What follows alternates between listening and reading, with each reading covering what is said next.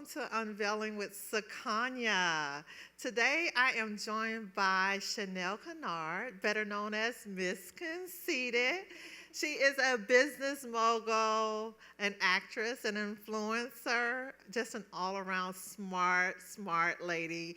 And I just want to say thank you for joining me. I'm so grateful. And we're just going to have a conversation today. Okay, thank you for having me. You're so welcome. Let's make sure your mic is on. So we're going to just make sure, and it's okay because we said we want to have some bloopers, so this works. Okay, there you go. Yeah, it's on. Well, I'm so excited to have you here. You are very beautiful. Thank you. You know, so, and your light is shining bright as well. I see it. I want to say, so you're from New Orleans. Yes, born and raised. Let me tell you, I love New Orleans. I have experienced New Orleans on several occasions. I have driven to New Orleans. I have flown to New Orleans. I love the people of New Orleans. I have always been greeted with kindness and just nothing but love. So I feel like meeting you, I'm meeting my New Orleans family again. Yes. And I'm so grateful to have you. And I just want to talk to you today about how your relationship with God, your belief system, has helped you become such a business savvy young lady. Whew. So, I put God in everything that I do. My mom, my grandma, great grandma, what we was gonna do was go to church. You hear me? Every Wednesday and every Sunday, and we was gonna be there all day. Don't book nothing else because you're booked and busy. But, you know, just throughout my own personal journey, I was forced to as a child. But when I was 15, I had a child, and I had so many people attacking me, so many people saying, like, you're not going to be anything, you've messed your life up. So then I had to seek somebody to give me guidance, and he was the only one available. Because every human, in a human physical form, was like throwing Bibles at me at that point, like it was bad. So I formed a relationship with him on my own at 15 because I'm like, who else do I talk to? Well, the pastor say if you have an issue, go to God. If the pastor say is you're dark, go to God. So that was all I had ever heard my whole life. So at a young age, it got dark for me really fast. So that was the only place that I had ever heard to turn. So it just helped me get through a lot of the hate, and it helped me persevere, and it helped me to know that just because they think it doesn't mean I have to accept it. That's right. So at an early age, me and God, and he would always send me little signs to be like he had my back. And it's like he don't talk to us physically, but he'll show you things, or he'll do things, or he'll present something in front of you that lets you know what? It's a higher power that did that. It's a higher power that allowed me to stay graceful and allowed me to stay in my right mind. So I just ended up just literally leaning on him for everything, because at that point, the rest of my life became very interesting. And then it was a thing of, when I first started in my journey of just developing myself, I wanted to prove people wrong. And then I became very successful because I was on this approach of proving wrong. They not right. But then that was a miserable success because you never did it for yourself. So then I had to go to him again, like take the anger out of me, take the things out of me that I feel about these people who were attacking me, so that I can find joy in my success. And so me and him, I'm 39 at this point. Wow. Let's just say that's my best friend. Yes. Because I just went through a divorce. It was 2.5 years. And the only person that could understand was the Lord. Nobody else could be a part of that journey. So I just think, like, from a young age, it was me and him. And it's kind of been me and him. He just be having my little back. That's very interesting. And so what I hear is what a lot of us go through who are called to a greater purpose is that God will isolate you. He will separate you sometimes. And that way you can only depend on him. And what's interesting about what you said, Shaunell, was you were around a lot of people who were religious, Yes. and they really didn't understand the ways of God, even though they were in church all the time, because I hear you say they judged you. Big time. Yeah, they judged you. Yeah. And so, wow. And so what's so very important in us being here today is just understanding that we are imperfect. Right. And God loves us in our imperfect ways. And Right. so he that can perfect the good things in us, and that so that he can prove those that judged you wrong. And so, yeah, it's a beautiful story. And so, no matter how imperfect we are, if you have a heart for God, that's all he cares about. If your heart is pure, if your heart is clean, that's all he cares about. Yeah. And so he proved those people wrong, right? And so God he's such a jokester, right? He's amazing. And what he does is he give you your blessings in front of the people that didn't think you was Yes. worthy of the blessing. Yes. So sometimes you don't have to get your lick back. Yes. Because he's gonna just perform. So you just have to sit back even when you don't understand. Yes. So I told people, even though I don't understand, it's not for me to right now. One day I will. Yes. And then he also wants to test your faith. Yes. He wants to see when life get tricky and when life get dark, do you still believe in me? We can all believe when life is great. Oh God, but when life get dark and when it get tricky and when you don't understand, do you still lean on him, or do you think oh God, why you do that to me? You got to watch your mouth. Yes. So I told people I just always watch my mouth, and I always be grateful, even in the storm, because some people sink in the storm. So I always tell him, just get me through the storm. Yes. You the only one that can do it. Yes. So, it's a thing of I keep my faith very strong and Yes. high, so that when things attack me, it's okay. Yes. It's okay. And it'll bounce right back. Yeah, and my mom is always like, I just don't see how you do it. Don't worry about it. Me neither. Yeah. And sometimes, me neither. Yeah, God will give you a supernatural strength Yeah. when you depend on him. And what I heard, and because I'm listening and I'm thinking that there were nights that you were on your pillow crying to God. Are there some things that you can share, not too personal, that you told God some nights when you were crying and speaking to him on your pillow, just you and him? So some of the biggest things that I always say in general is if you put me through it, see me through it. Mm-hmm. So you put this, I never give the devil credit for anything. Mm-hmm. I don't allow him to have no space in my life, good or bad. Mm-hmm. People be like, oh, the devil did that. Mm-hmm. It's God testing me, and I'm supposed to get a lesson out of this. Mm-hmm. So the devil gets no credit. So when tricky things come and when things hurt me come, like I was married for 12 years and my marriage fell apart, and I'm like, oh my God. But I used to say, you know what? You put me here, now get me out of here. And that's all. You get what I'm saying? And I so, love that. like, I'm from New Orleans, and like I tell people, I don't talk proper and all those different things. So me and God, we have our own type of talk. You get what I'm saying? Like, the way that I pray may be a little different from the way that you pray, but he heard both of them. That's right.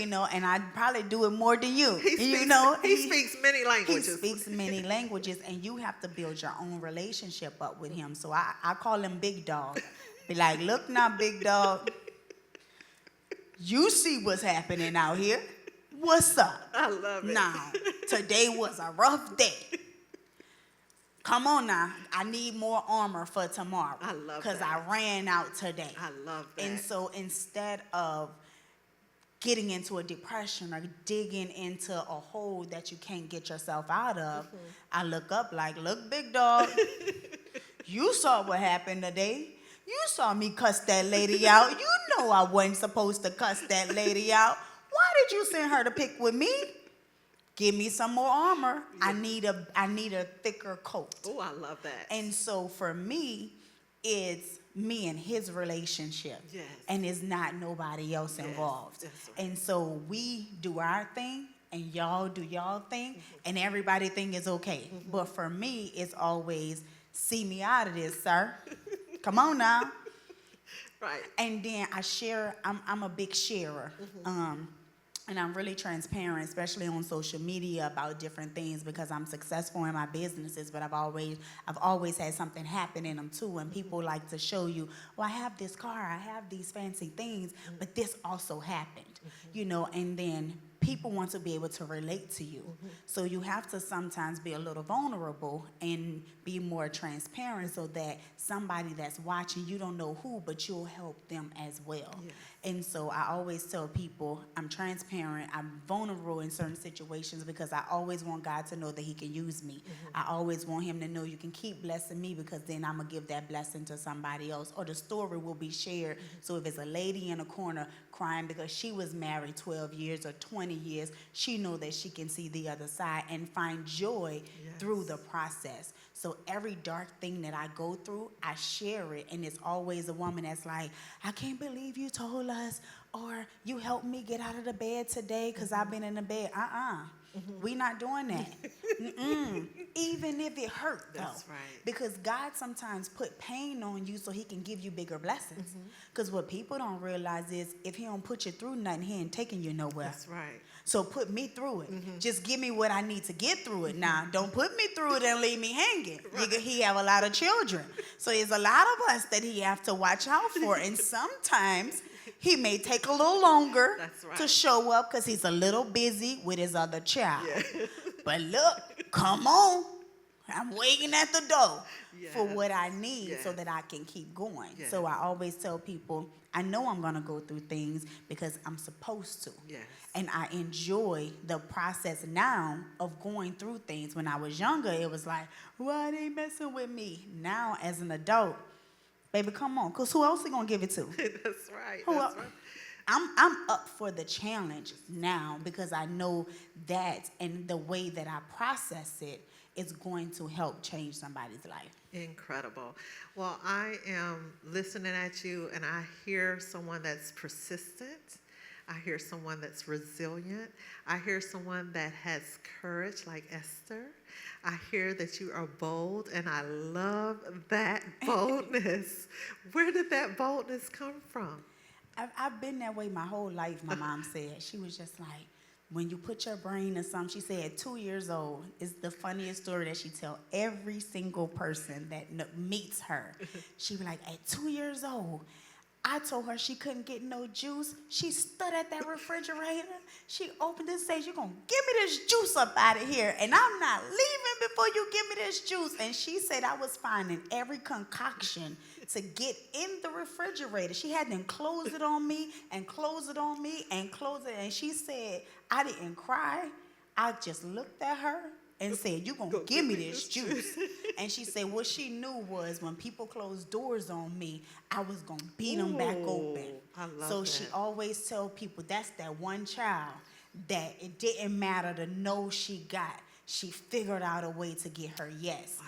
Even if it wasn't immediately, she kept going. And at first, I did not understand, like, why she would always tell this story. Because I'm like, it makes me sound a little thirsty and bad. But when you dissect it and break it down, she kept closing a door. She kept closing it and kept Ooh, that is closing it. powerful. And in life, doors kept closing and kept closing on me, and I kept opening them up. They would say, no, you can't have it. Yes, I can. Wow. So when people say no, I say, yes, I can, because a person and a human is not the determining factor of if you get something or not. It's you and God, and if you work hard enough, and if he really wants you to have it, he going to give it to you, and he may give you 10,000 no's, but the yes will change your life. Oh my gosh, that is so powerful. I mean, of course, I have experienced that too. But I love how your mom did that. That is incredible. And how you were able to explain and break that down, how years later you realized that that was symbolic to what was going to happen in your life. And that is powerful, Shaunell. That is powerful. That is powerful. And I know that that explanation will really bless someone. Yeah. And I was sitting here thinking as you were speaking about how love costs. Yes. And sometimes being an example of love, being an example of kindness, being an example of goodness, sometimes it costs you. But you have asked God to use you in ways that other people have not asked God to use them. And so I'm just thinking that is really, really, really incredible. And I did sneak and I looked at your video in regards to your beauty line. You want to tell us a little bit about that? So Core Beauty is my baby. We sell an array of beauty products, and it's interesting how that particular company started. I was in the hospital. I was actually in ICU in the hospital. I had just lost my son, and I lost so much blood I stopped breathing. Jeez. And so they was in there resuscitating me, and they kept calling my name, saying, Shaunell, Shaunell, Shaunell, can you hear us? And I'm answering them. Like, my brain is still working because I'm like, yes, I can hear you. Yes, I can hear you. But then I realized I'm not saying nothing. My brain is processing, but my mouth is not processing. So I feel them punching on me. I feel them pushing these things on me. I can still feel the reaction of the electrode things that they put on me sometimes. Like, it still like shocks my body years later. Like, it still does something to me. But what I realized is God is trying to tell me something. And when I woke up, when they could actually start hearing me talk, at that moment I said, I'm not putting anything off. And I had been wanting to start that business for like 7, 8 years, but married, and my husband really wanted a baby, and just so many things. Being a mom, because I had a kid at 15 already, being a stepmom, just trying to be a wife, I would just push my things to the side, just push them and push them. When I stopped breathing, my husband wasn't around. He was actually on a date with somebody else. So if he would have been in the room, I was having difficulties breathing way before I passed out, if that makes sense. Wow. And if anybody would have just been in the room, you get what I'm saying, then they would have been able to call somebody. I'm still alive today because of how nice I was to a nurse. My gosh. So a nurse that was not my nurse for the day came to say hello because she had been my nurse for the last couple days prior, and she was like, I was so pleasant. And every time she came in, I always said her name, and I always was like, hey girl, how you doing? And she was like, you're sick and you're still smiling. I said, baby, I'm here to talk to you, don't worry about it. And she was literally coming in the room because she was having a bad day, and she said, I'm gonna go talk to Miss Shaunell. And when she came in the room, I had fell out the bed. So if she wouldn't have came in a room to see me, I wouldn't be here talking to you.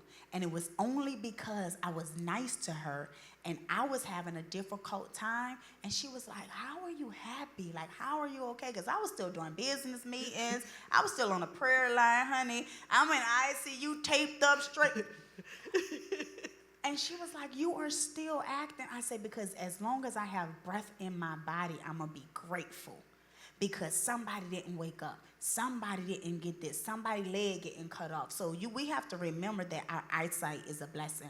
Our just the ability to breathe in and out is a blessing. To be able to walk, move your limbs. Those are all the beginning blessings of the day that people take for granted because they look at it as a norm. So I tell her, when things are dark for me, I look at every other blessing that I got. My son is still alive. My mom is okay. My sister is okay. I look at all the greatness. So we focus on those little things, those 1 or 2 little things. Yeah, I'm in ICU, but it's okay because I could be dead. I'm actually in ICU, so I got to wake up out of here. That's right. But I got to watch my mouth, and I have to watch my heart. So I tell people, you got to watch what's inside of you, because exterior-wise, you can say anything. But he sees what's in you internally, and that, to me, is how your blessings are poured out. Because if I'm bitter or angry, then he be like, oh, she not grateful that I still allow her to breathe, so let me take her out of here. And not to say that that's the only way, because sometimes people get taken out of here who are great people, but I just focus on the positive things. Negative stuff and bad stuff happen every day. That takes you into depression. That takes you on the dark side of life. And I just choose, because it's a choice. Yes, it is. It is a choice to be happy or to be sad. Yes, it is. And I just choose to focus on the happier things and look at it, my cup is still full, and it's just this one little empty space. Yes, that is amazing. And so you met your angel. Yeah. You met your angel. And it was a choice for her too, because what I do know about human beings is that we can decide to act or not to act. And she probably was persistent, saying, no, this one right here, we have to make sure that she's good. And so that is such a beautiful story. Well, we're going to have a little fun. We're going to break. And I'm just going to ask you to pull a card and tell me a story. I'm going to read the card once you pull it. Okay, and then you tell me a story around this card. Let's see. And if you already answered it, then you're going to pass. So. Okay, so it says, tell me about a time you had to overcome gatekeepers. That happens a lot in life. But see, sometimes, so to me, people make gatekeeping sometimes a bad thing, and it's not always a negative thing. No. And so I don't look at gatekeeping as a negative thing. I sell products, and I sell business classes and financial literacy and things like that. So if somebody comes up to me just in a grocery store, I may give them a little bit, but I may not share it all, because that's how I survive as a human. Yes. So in some moments, I'm gatekeeping, but I allow them to the opportunity to get the information. Right. So I look at gatekeeping negatively when you don't even allow access to the information. Right. But you can't give everything away, because then you are empty as a person. Yes. And if I talk to this one for free and this one for free and I tell everything every day, then I'm drained. Yes. And there's nothing left for me to even have for myself. So with gatekeeping, I think it's bad if they don't allow you the access to gain the information, because I feel like if God gave something to me, I'm supposed to share it. You're not supposed to keep it to yourself. And it's this story. And I don't quote the Bible exactly, but I read stories and I remember a good bit of it. And that's good enough. But it's this story in the Bible where everybody got a little bit of money, right? I think it was like 3 men. They got a little bit of money. One person, he went hid his money. He came back with the same amount. One person spent his money, and one person came back with more money. Yes. Or somebody came back with no money. Yes. Right? But God was happy with the person that tried. That's right. He was unhappy with the person that, I just went hid my money because I don't want to lose it. That's not what he gave it to you for. That's right. He gave it to you for you to put it onto something and have enough faith in him that you were going to make a good decision. Yes. See, that person that came back with the exact money, you ain't had no faith. You ain't believe in you, and you ain't believe in him. That's right. That's where your problem at. So for me, I feel like he give me the information, share a little bit, but then I'll come purchase the rest so that I can continue on my journey of continuing to help and educate people and do my little community service and stuff like that. The money that I receive, I share it with people. Of course, I keep some for myself too, but gatekeeping isn't always a bad thing. And so for me, that's like how I look at the gatekeeper. If you do not share it, when it's time for your day of judgment, he gonna be like, I gave you some blessings.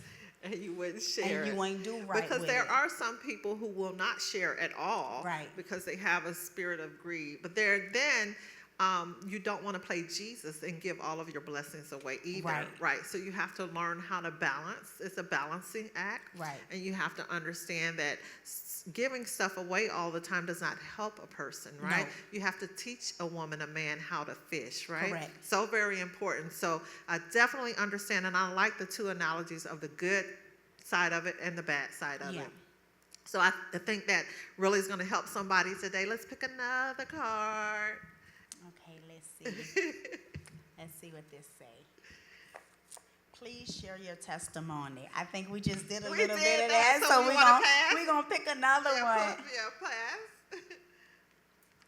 Okay, tell me about a time you had to stand still. Whew. Oh, Lord. How much time we got? It's up to you. So, a time where I had to stand still, it was when I got my last divorce. So, I have been married 4 times. Wow. I married the same person twice. So, my Okay. 3rd and 4th husband is the same man. Okay. The first time we got divorced, it was simple. We just went to the divorce attorney. We separated things, and it was, he knew what was for him. I knew what was for me. And we still remained friends. Our relationship just didn't work.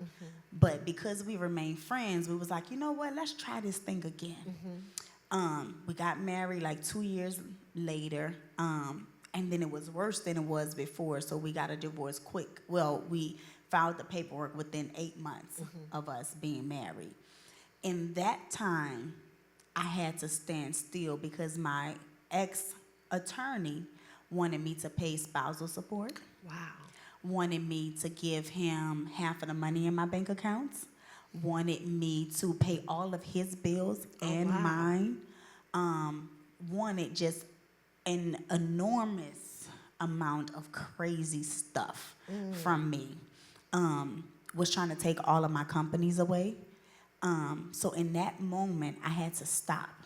I had to stop making money. I had to, because I'm a person, I get up, I go. I make the best of my 24 hours. And I literally had to stop. That lady was putting my bank accounts all on the screens in a courtroom. I felt violated. I just felt so many different things. Wow. And I said, you know what? I just got to stop. So one day, I just stopped. I just completely, I didn't sell nothing. I didn't do anything with any of my businesses for 2.5 years. Oh my goodness. Up until January of this year. And I literally just had to sit and see what was gonna happen. That lady was saying every lie that came out of her mouth that she can come up with. I don't know how she came up with half of it. They had forensic accountings picking through every single thing that I had ever did. Wow. It was on display in a courtroom for people that had never met me and him in our life. Wow. And it was bad. Yeah, that sounds bad. It was extremely excruciating to go through. Yes. And I would just leave out the courtroom and be like, okay. I would lose every time, because the man looked at me like the lady with all the money, and he looked at me like I took all the money from my husband. I said, now y'all know that can't be the story. And he was like, well, what did he do? Ask him. What did he do? Ask him. So the judge would penalize me because I wouldn't tell him what he did, but it wasn't for me to tell his story or what he did with his 24 hours in a day. Right.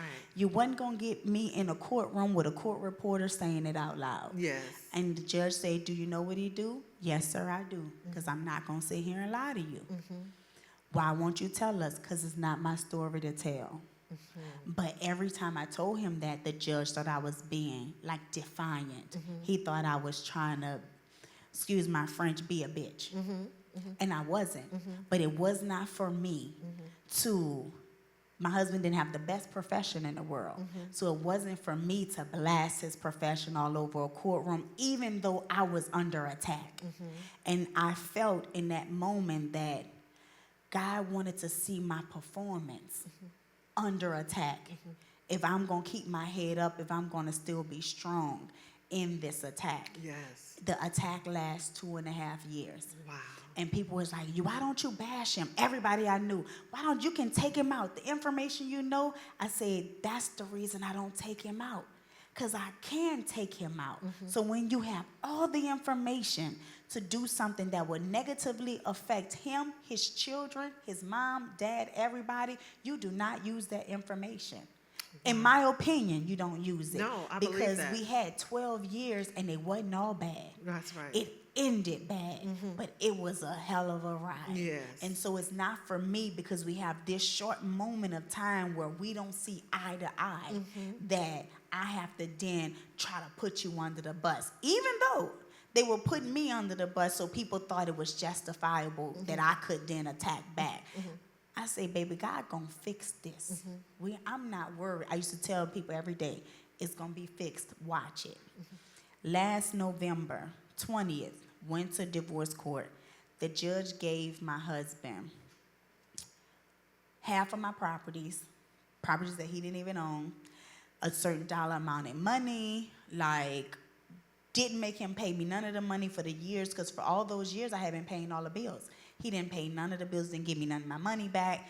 They had then stole clothes and shoes and bags out of 2 houses that we had, because we had a house in Vegas, Miami, and Atlanta. Vegas house emptied out all my stuff. Miami house emptied out all my stuff. I said, okay, don't worry about it.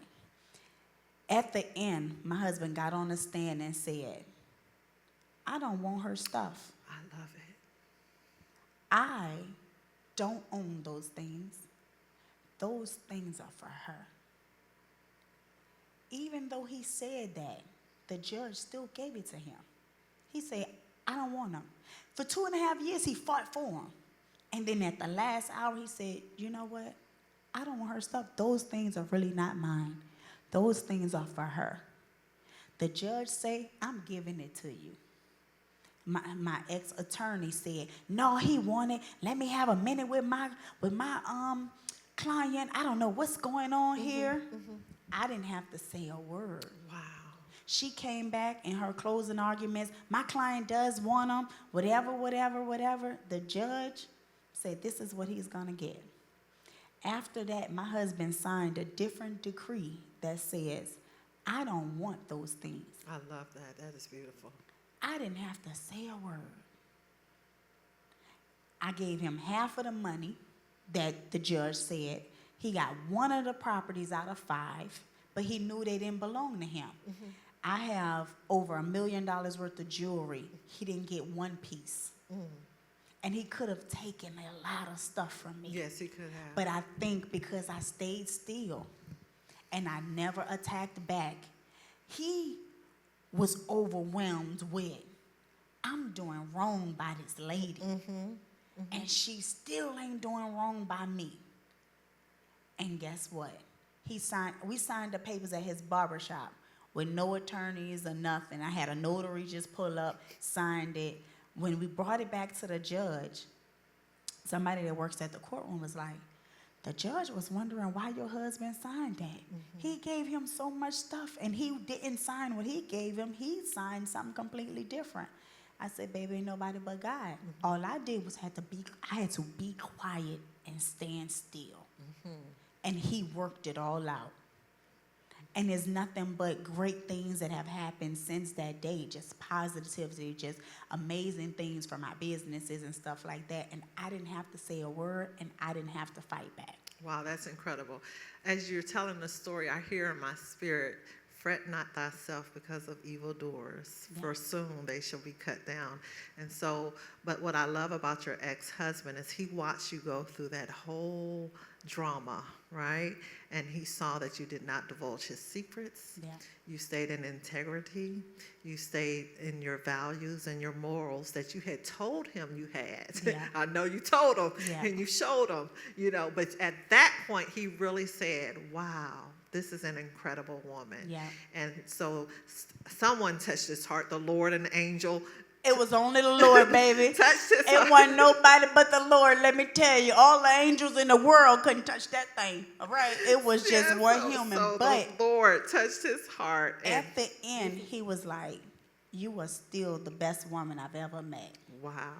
And for me, I was okay with that. Yes. You get what I'm saying? I found peace. And it was almost as if it was his apology. He was like, I just got to tell you, you are still to this day. 2.5 years later, we haven't talked to each other. We haven't touched each other. But in court, we see each other. And he was like, you are still by far the best woman that I have ever met. Wow. And I was like, incredible. No, well, I know you empower women as well, and you have something coming up soon, correct? April? yeah, so this weekend I'm actually doing a panel at Bonner Brothers, teaching women about business, teaching women how to start their businesses. But I also have a nonprofit that's called It's Okay to Not Be Okay. And it just like empowers women and give them the courage and confidence that they need If it's exterior-wise, because sometimes when we don't feel great on the outside, we don't feel great on the inside. But really focusing on the inside and letting them know it's okay not to be okay. On the days that I wasn't okay, that was okay for me. I figured out how to be okay. On days where I feel overwhelmed, I just stop. I can have a workload of stuff to do. And guess what? If I know I can't do it that day, I change it all. You know what, y'all? I can't. I'm not going to be my best self, or today I need a break. And I need to take a Shaunell break. And I'm always okay with whatever that look like. If it's a meeting, now I won't just cancel on people at the last minute, but sometimes you wake up overwhelmed. Yes. Sometimes I wake up and I'm like, I'm not going to do my best today. Yes. And sometimes you just need a minute to sit down and stop and be still. And we will work, and guess what? I tell women, it's all right. Now, I'm not going to mess nobody else's life up, but if it's a meeting that I can move around or something, even if I take a half a day, I do that. So I just teach women that it's okay if you need minutes for yourself. Them kids going to be all right. That husband going to be all right. Your mama going to be all right. Your business will not crumble to the ground if you take a morning off. That's right. And we have to know that and give ourselves the grace that we need to be able to do what we need for ourselves. Because if I'm empty, I can't pour into you. Cannot. It's impossible. If I'm on fumes, I can't pour into nobody. Cannot. And then I'm not doing my part. If I'm not pouring into other people, I tell people I'm a server of people.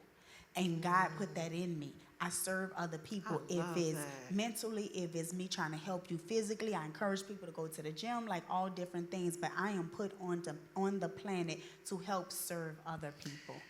This is a woman that knows her purpose. And I want to say the same thing that I told Toya when she sat here, is that the first time I talked to you, I felt kindness, gentleness, understanding, and I just felt love, because I was a stranger to you. And the first time I called you, I said, would you do this? Yes, I'll move you, just as long as it doesn't interfere with my schedule, I'll do it. And I'm thinking to myself, wait a minute, I have now elevated in my energy level, because I'm now attracting people like yourself and like Toya that are kind, that are gentle, that are powerful women in their own right, but also understanding that there's somebody else that is trying to figure out their path and make their way, and just that may need a little bit of help. And I'm so grateful to you for just being welcoming and warm, kind, flexible, understanding, all those good things. And I can tell that you definitely have a good spirit. Definitely a good spirit. And I could tell that it was reared in church. But perfected by God. Yes. And you have such a beautiful smile. I just want to ask you one last question. What are the things that you think about that really make you happy? I truly enjoy the company and space of people that I love. Yes. And so I always tell people it's a difference when, like, I have a lot of material stuff. So those things are just like, I used to enjoy those things, and it's cool because I still have them, but really just enjoying people and people that you love, being able to see them. My sister was married for 25 years and her husband just died. Oh, I'm so sorry. And that's the only person she knew. You get what I'm saying? Like, she met him when she was 16. He died when she was 42. Oh my They had a 3-week-old baby. And remember the baby? I was like, my niece turns 1 today. I was like, as long as they're not doing nothing, then I'm going to be there. But when she said no, because she wasn't going to be up for it, I was like, okay, I'm going to do this interview in Atlanta. So, you know, but really just being in the space and having good energy around me, it helps me, and it just fills my heart with joy. Because people are very important and people are priceless. I can get a bag, I can get a shoe, I can get a watch, I can get those things, and it's fun and it's fine, but really just enjoying the company of the people that I love, because I loved him. I've been knowing him since I was like 14, and he was just abruptly taken away from us with no sign, you know. So it's like, he's not gonna cook for me no more. Like he's Oh, not, because he was a chef, and so like every time I went to New Orleans, he always cooked me breakfast every gosh. day. So like it's hard for me to even go to New Orleans because it's like he would literally cook me breakfast every morning. Like that was our thing. It didn't matter if I was at her house or my mom's house. He would bring me the breakfast. Oh, that Like is so that was sweet. our little bond. And it's like I now go to New Orleans and it's like, Where is where's I my know food? it's Where's a my void. brother? Like, where is? So literally, the older you get, you understand like what your mom and your grandma was trying to tell you. Some of those teachings that we didn't understand when we were young, you become to understand how valuable people are. And like my grandma is 91, Oh my and gosh. she's walking. She's amazing. She still lives by That's a herself. blessing. And so, like, she called me on Valentine's Day, and I sat and talked to her for a whole hour. I was supposed to be going to dinner. I'm like, my grandma called me, baby. I'm going to come after. And the guy that I went out with, he was like, what were you doing? Talking to my grandma. Yes. And he's confused. Like, what do you mean? My grandma is 91. She called at 7 p.m. If she wouldn't have got off the phone till 1 a.m., That's right. I would have still been there. Yes. Because I can always go to dinner with you. I don't even know if she's going to wake up tomorrow. That's right. So I got to talk to her. And until she say, all right, Shaunell, I'm going to holler at you later. I got to get some rest. Until she say that, I'm not cutting her off. Because she Yes. called because she had something to say. Yes. And people don't even get that many years with their grandma. You get what I'm saying? She That's still a makes me blessing. sweet potato pies when I go That to is New a Orleans. blessing. And so it's like I really just enjoy the people that I love, being able to see them and like be around them and talk to them. Like as I get older, that becomes more and more valuable to me. It is so important. And just having a grandmother at 91 is like incredible. Yeah. So God is definitely faithful. That is amazing. Yeah. And so, just to hear her voice and hear her wisdom, I know she has many, many wisdom nuggets that she's dropped on you. Yeah. And just, if she does nothing else but just to hold the phone with you and you keep her company is so very important. I was on a call with someone the other day and they said, you need to do something for somebody, but you can just do it. And I said, no, they're elderly. I need to call. You need to call. I need to call and make sure they're okay Yeah. because we haven't heard from them. Right. No, I can't just send it and turn my back. No. That person I didn't know, just knew them over the phone, but it was important to me because our elderly, they're very precious and they are to be revered and they are to be honored. And that way, when you do that, Shaunell, when you treat your grandmother like that, the Lord will add years to you and keep you here just as long as he kept her because you understand the importance of senior citizens. You understand the importance of wisdom. You understand the importance of your elder grandmother, just having her in your presence and spending time with her. And I think that's so, so beautiful because I lost my grandmother at a young age, and I used to sleep with her every night. She would cook for me and all that kind of stuff. And so what I would pay for her to be here now and to see me at this point in my life is priceless. It's priceless. And her birthday is like tomorrow. Well, I want you. Or 2 days from now, in the 24th. Is she in New Orleans? She's in New Orleans. Yeah, I want you to make sure you tell her happy birthday. Yes. I want you to tell your niece, their nephew, Baby Coco. happy birthday. Yes. Tell your sister I said thank you for allowing you to stay in Atlanta and do this with me. And like I said, you're the most kind person that I have met in a long time. And thank you. And thank you for allowing God to use you and say, Lord, I will serve your people as long as you continue to fill me and give me the strength to do so. Yes. And so I know God is going to do great things for you. I know you are just this business mogul and, women empowerment and actress and all of that. But you have not reached your peak yet. And there are new doors that are getting ready to be opened for you. And it's going to happen suddenly. You are so beautiful. Thank you. Your smile, your dimples, you are so beautiful. Thank you so and much. I thank you for being here today. And I thank you for meeting a stranger and calling that stranger a friend. No problem. I'm so happy to be here. Thank you for so having much. me. Thank you. Bless you.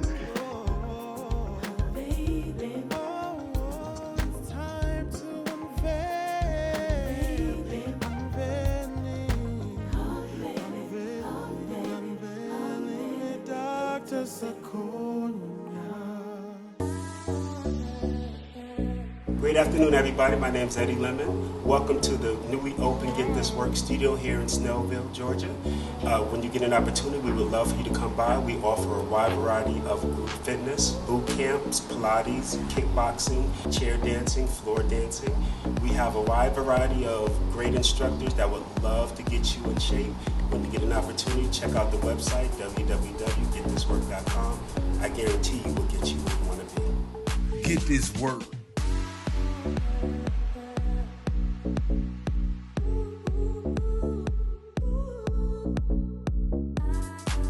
All right, right now you just saw the first class.